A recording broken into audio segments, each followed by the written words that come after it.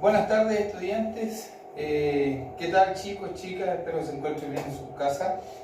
Comenzamos hoy día, tal como les comenté la semana anterior, con la clase número 2 de repaso del electivo tercero medio. Recuerden, los que no han presentado los trabajos tienen que ponerse rápidamente al día. Tienen plazo hasta hoy día, hasta las 12 del día. Por lo tanto, es importante que lo puedan hacer. Hay muchos que no han respondido ni los quiz y no hemos recibido mayor información respecto a las fichas que le envió el profesor Jorge del fit test que tenían que haber realizado. Ya esto sigue avanzando, por lo tanto no se quede atrasado, porque la materia cada vez se pone un poco más dura. Hoy día vamos a fijarnos en el objetivo 2, tal como se lo dije en la clase anterior. Vamos a identificar las características generales, morfológicas y funcionales de los huesos y articulaciones. Materia que ya vimos y que hoy día vamos a repasar. Vamos con la siguiente. ¿Qué es lo que es la osteología? Bueno, la osteología es la rama de la anatomía que se preocupa del estudio de los huesos. Eso es básicamente. Ahora lo que les voy a presentar y lo que ustedes ya vieron es que van a conocer las generalidades de los huesos, las principales características que ellos presentan y sus funciones. Para ello, recuerden que nosotros reflexionamos un poco para tener la idea de qué pensaban ustedes que eran los huesos. ¿Qué es un hueso y para qué sirve? Recuerden que reflexionamos y dijimos que un hueso es un órgano del cuerpo, es una estructura y que sirve principalmente para dar soporte. Si no tuviéramos huesos, seríamos como los pulpos que no tienen estructura ósea, por lo tanto son súper maleables, digamos. ¿Existen distintos tipos de huesos en el cuerpo? Claro que existen distintos tipos de huesos, que es lo que vamos a revisar acá.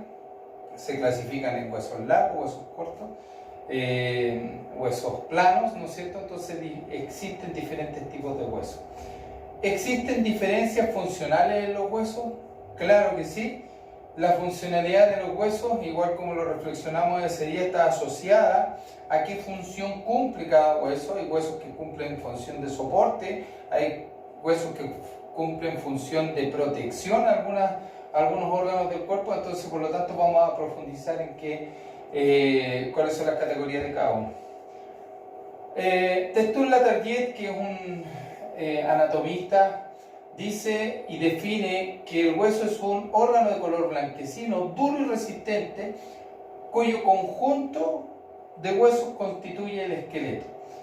El hueso está conformado por dos tipos de tejido: el tejido óseo compacto, el tejido óseo esponjoso, además recubierto por el periósteo, que es una telita, una capa que cubre el cuerpo, el hueso, membrana blanquecina que sirve de protección y nutrición al hueso. Eso es lo que hace el periósteo. Y como vemos en esta representación gráfica, este espacio que existe entre estos hoyitos y el periósteo, que es la capa que está aquí, ¿ya? Ustedes lo van a poder ver con mayor nitidez en la misma PPT que les voy a enviar. Este es el hueso compacto, ¿ya? La primera línea de defensa que tiene el cuerpo es el periósteo, que es la capa que cubre acá. Este es un trozo tomado del hueso craneal que se ve en la representación de allá. Y aquí en el centro del hueso está el tejido esponjoso, o diploide también, que sale en algunas bibliografías. Y aquí en el tejido esponjoso es donde ocurren varias cosas. Primero, que cuando yo me ejercito harto, estos espacios se van reduciendo, porque cada una de estas líneas óseas que están conformando este tejido esponjoso diploide se llaman trabéculas. Estas trabéculas, a medida de que yo hago más ejercicio, se van compactando, por lo tanto el hueso tiene una densidad diferente para los que son deportistas, una densidad diferente para los que son sedentarios. Por ejemplo, los levantadores de pesas, los levantadores olímpicos, tienen un tejido esponjoso súper tupido respecto a las trabéculas. Pero si nosotros hiciéramos el mismo estudio en una persona sedentaria que no hace nada, estos orificios serían mucho mayores, ¿ya? Porque el cuerpo, como no está recibiendo ningún tipo de fuerza ni tiene que hacer resistencia hacia nada, no necesita tener un hueso tan duro. Por lo tanto, ya uno puede sacar sus primeras conclusiones en que el ejercicio físico es súper importante para aquello. Además, aquí en este sector, donde está el centro del hueso, encontramos también la médula roja, en donde se produce una función metabólica importante que es la hematopoiesis. Ahí más adelante la vamos a ver, que es la conformación de glóbulos rojos en el cuerpo. Vamos, sigamos con la próxima. A ver, el esqueleto humano está conformado o formado aproximadamente por 206 huesos, considerando los que componen tanto el esqueleto axial como el esqueleto apendicular. Y aquí ya empezamos a entrar en una división que hace la anatomía respecto al esqueleto humano. El esqueleto humano es todo esto, ¿no es cierto? Pero también tiene dos divisiones, el esqueleto axial y el esqueleto apendicular, que ya lo vamos a ver. Y aquí en esta imagen, ustedes después van a poder revisar cuáles son los principales huesos de cada una de las estructuras óseas y cómo se llaman. Vamos a la siguiente. Esqueleto axial y esqueleto apendicular.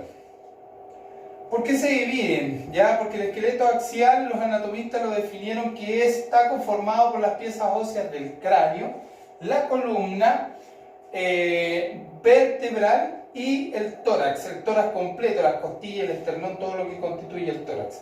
Y el esqueleto apendicular solamente está compuesto por los huesos de los miembros superiores y los huesos por los miembros inferiores, incluyendo, ¿no es cierto?, la cintura pélvica, el sacro, los huesos coxales y el cíngulo escapular, que lo constituye la escápula, la clavícula y el húmero hacia abajo. Es el cíngulo de la escápula que lo constituye, y ahí está el miembro superior que constituye el esqueleto apendicular, miembros superiores, miembros inferiores, esqueleto axial, cráneo, columna vertebral y todo lo que es el tórax. Clasificación morfológica de los huesos. Recién hablábamos que los huesos también se clasifican en diferentes tipos. Y se diferencian en huesos largos, huesos cortos y huesos planos, ¿ya? También es importante decir que hay algunos tipos de huesos que tienen diferentes características o características mixtas que no caben en estas categorías de clasificación. Los huesos largos son los huesos que predomina la longitud, por supuesto, y se encuentran localizados en las extremidades principalmente. Podríamos describirlos como tubulares o cilíndricos.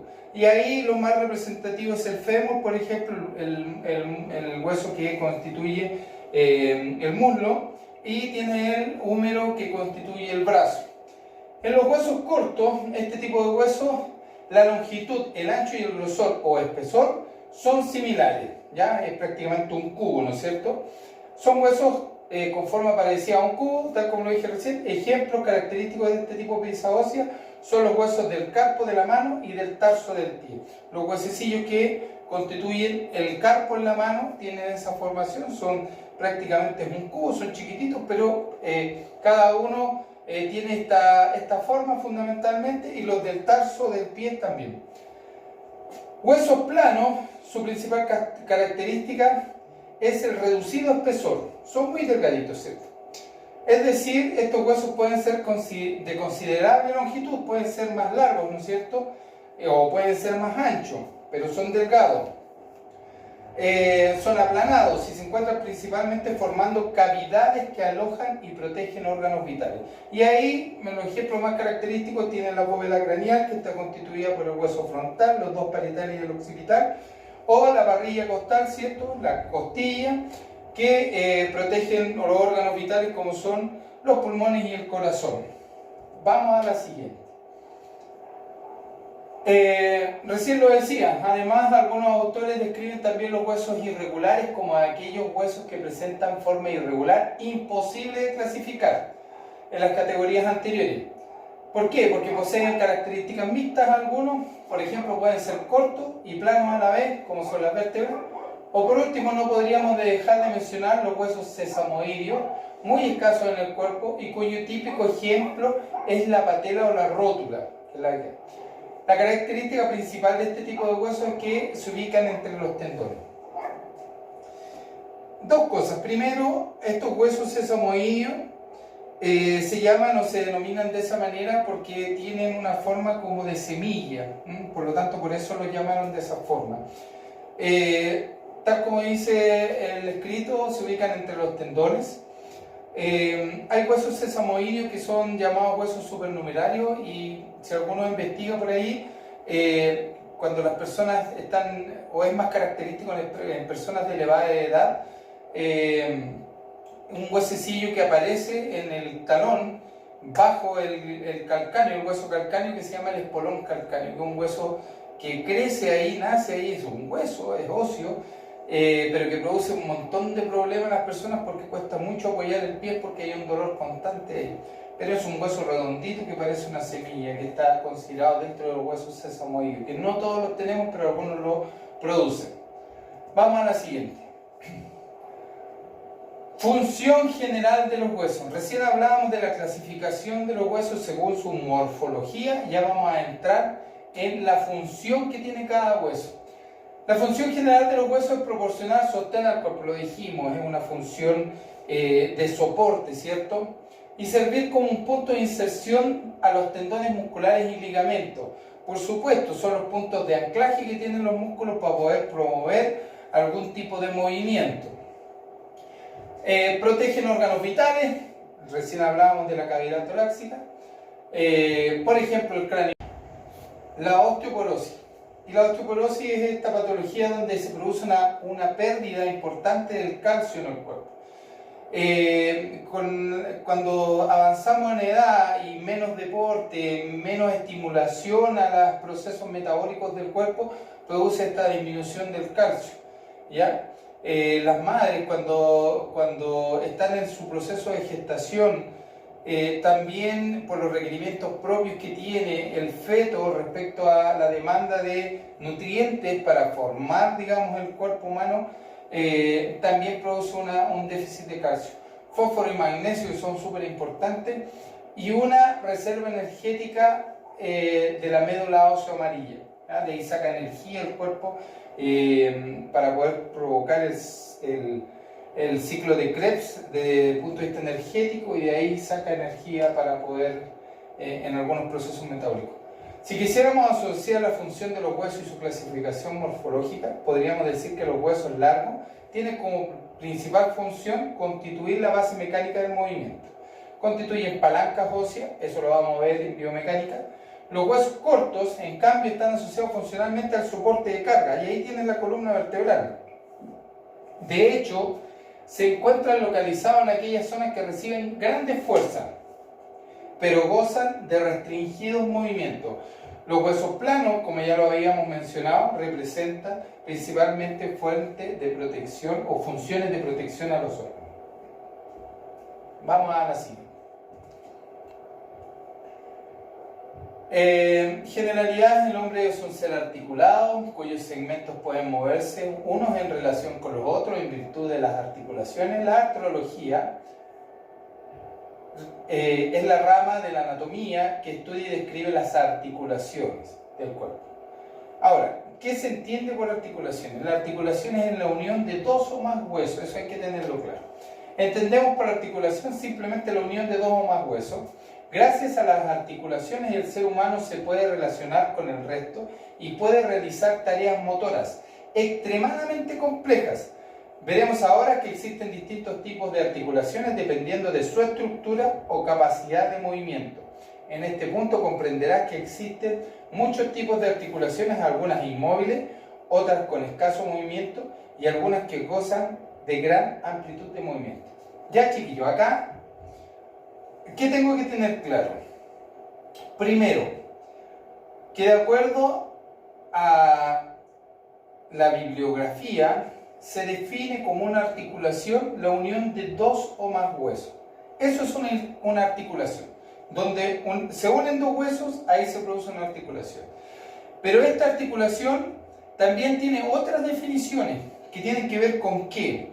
Primero, con el tipo de movimiento que realizan, con el tipo de estructura que las une y además con la funcionalidad que provoca en cuanto al tipo de movimiento que realiza. Hay articulaciones que producen flexión-extensión, aducción-abducción, son biaxiales, monoaxiales, tienen más movimiento. Ahora vamos a entrar a ver las articulaciones según su estructura o tipo de tejido que las une.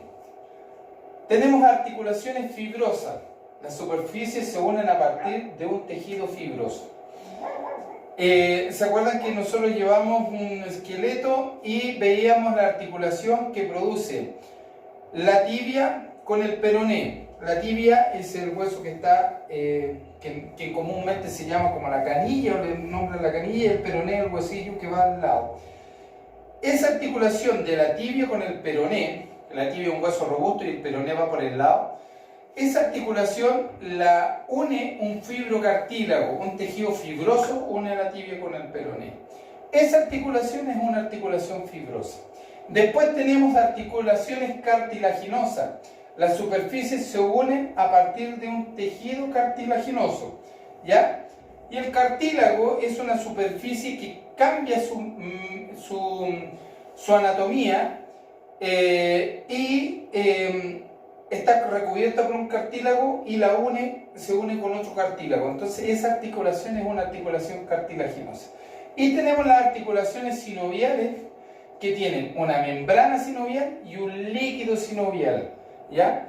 Esta membrana y este líquido específicamente son estructuras para que promueven que la articulación tenga cierta, que este líquido permita esta movilidad, que generalmente estas articulaciones sinoviales son las que más se mueven en el cuerpo. Entonces, recién hablaba, fibrosa, y justamente ahí está el ejemplo, este es la tibia, este es el peroné, y acá hay un fibrocartílago que las une.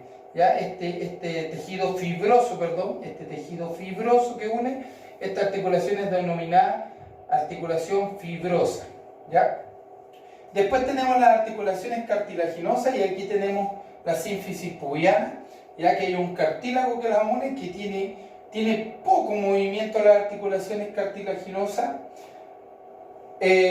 Cuando las mujeres van a dar a luz, este es el cartílago que se distiende y produce una apertura, digamos, del canal de parto de aproximadamente unos 11 centímetros para que pueda salir la guaguita. Las articulaciones sinoviales son articulaciones que están cubiertas por una membrana sinovial, un líquido sinovial que está entre las articulaciones y el cartílago articular que sale de acá. Estas articulaciones generalmente tienen este sistema de lubricación porque son articulaciones que se mueven bastante.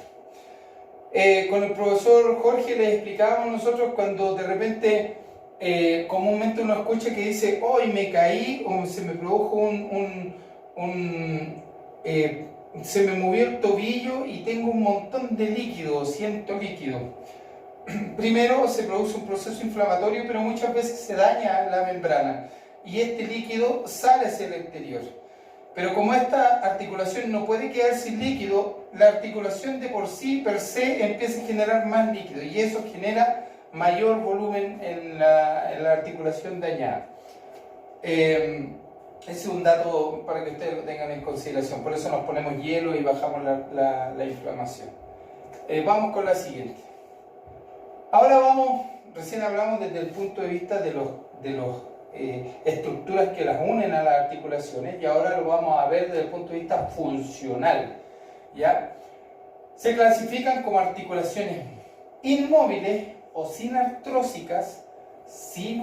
Ustedes en la bibliografía generalmente lo van a encontrar de esta manera: articulaciones sinartrósicas que no se mueven, son dos huesos unidos que no generan ningún tipo de movimiento, como por ejemplo la sutura que hay en el cráneo. Por ejemplo, el hueso parietal derecho con el parietal izquierdo de acá arriba se unen a través de una sutura que también tiene un nombre, y esa sutura no tiene ningún tipo de movimiento. Esa es una articulación inmóvil o sinartrósica. Articulaciones semimóviles o anfiartrósicas son articulaciones que generan poquito movimiento, un movimiento muy limitado, por eso que se denominan como semimóviles o anfiartrósicas. Y aquí tenemos específicamente, hay ejemplos muy claros que se ven entre las vértebras.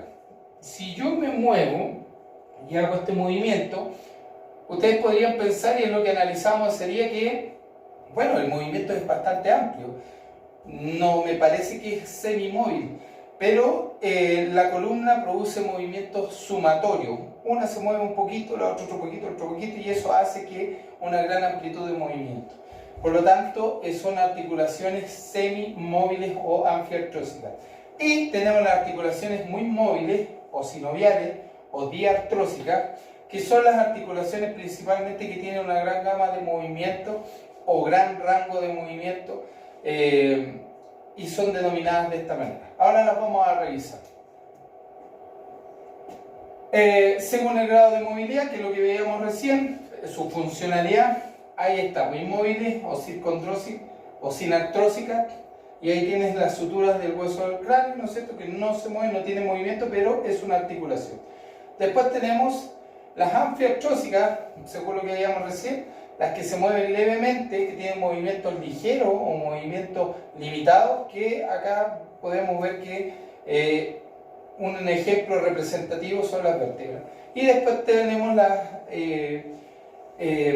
articulaciones con movimientos amplios, diartrósicas, por ejemplo la coxofemoral, esta articulación del fémur, que a mí me permite hacer flexión, extensión, aducción, abducción, circunducción, rotación interna, rotación externa. Son movimientos o son articulaciones que tienen una gran gama de movimiento.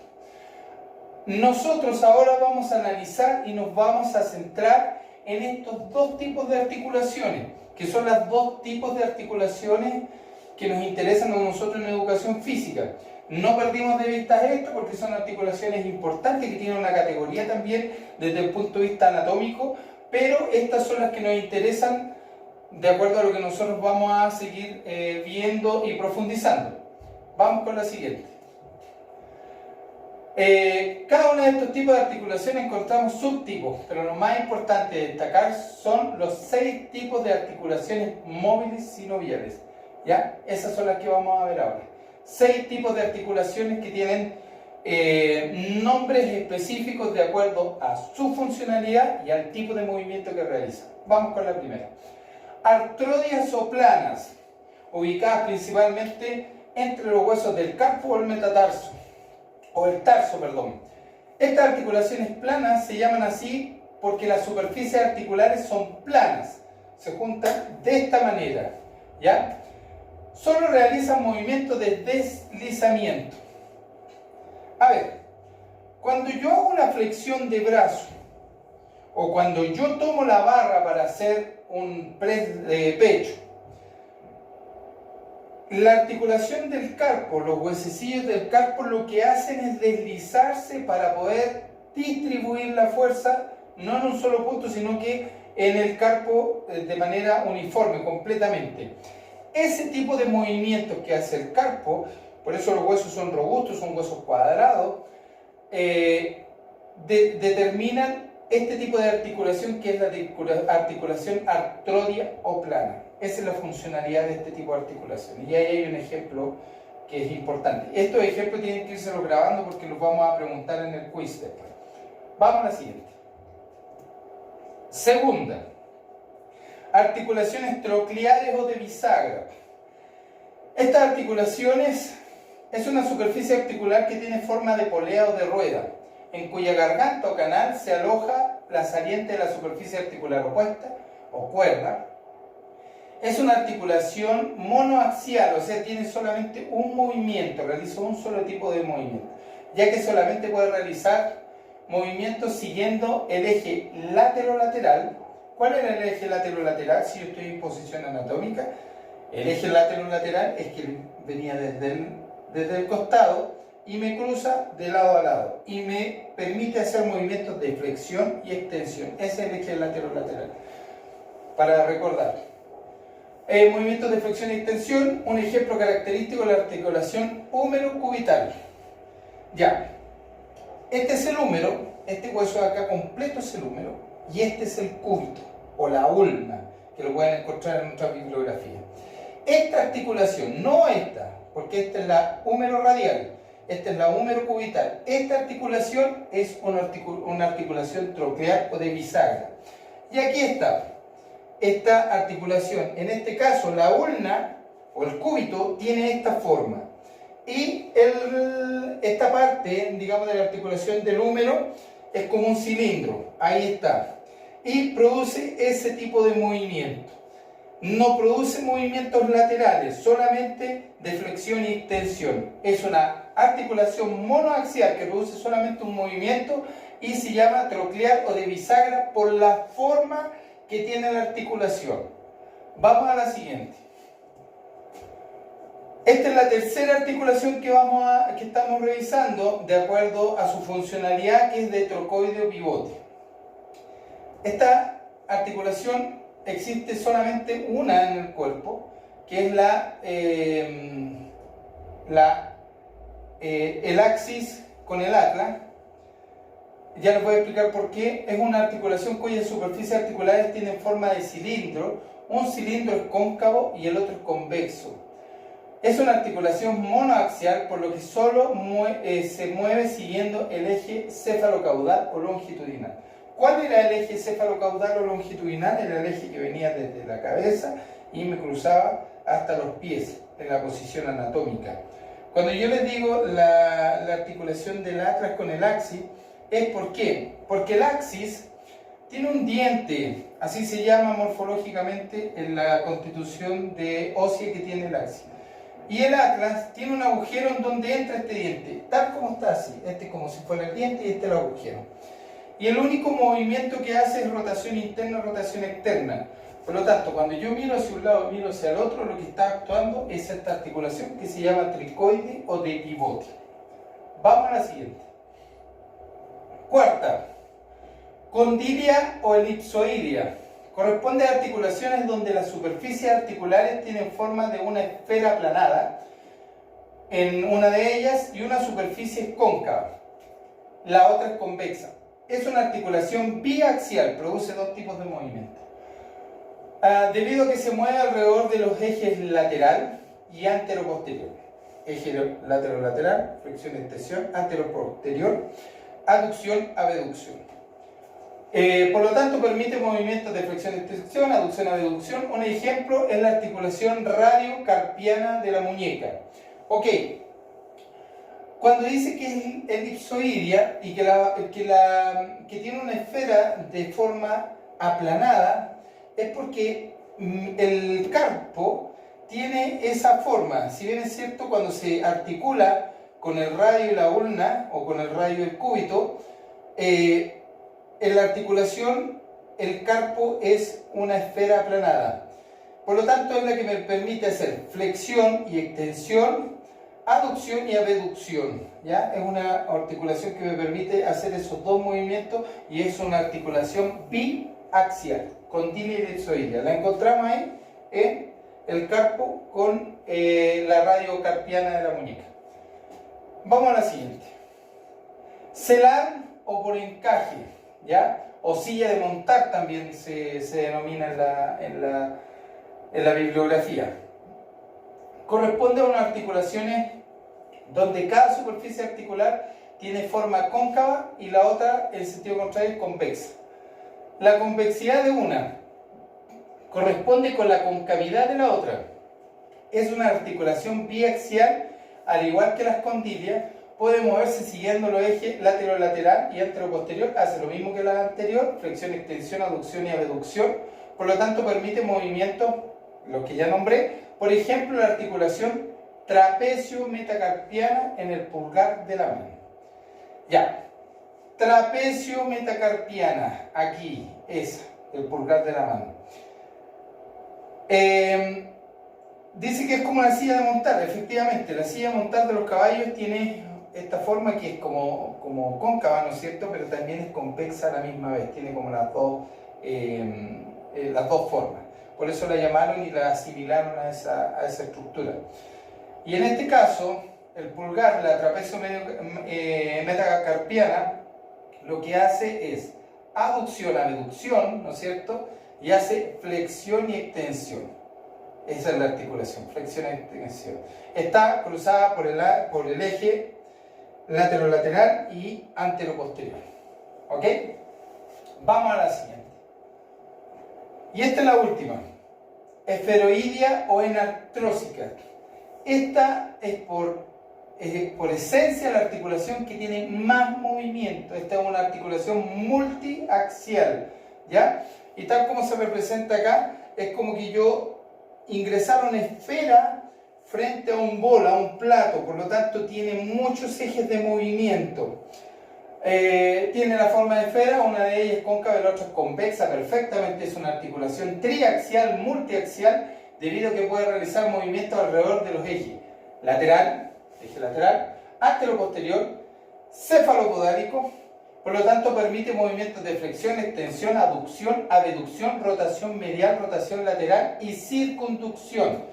Suma de flexión y extensión, solo existen dos articulaciones en el cuerpo y son la escapulohumeral, que es la articulación de hombro, y la coxofemoral, que es la articulación de cadera. Son las únicas dos articulaciones en el cuerpo que tienen esta configuración anatómica. Y tal como dice, por ejemplo, vamos a ver en la representación está la coxofemoral, ¿no es cierto? Es prácticamente una esfera, una pelota que entra en la concavidad que tiene el hueso coxal. ¿Y qué hace? Hace extensión y flexión, ¿no es cierto? Aducción, abducción, rotación interna, rotación externa, circunducción. Es la única articulación del cuerpo, lo mismo que el hombro, aducción, abducción, flexión, extensión, rotación interna, rotación externa, circunducción. Son las únicas dos articulaciones en el cuerpo que tienen la capacidad de poder realizar todos estos movimientos, a diferencia de las otras articulaciones que tienen límites de movimiento. Chiquillos,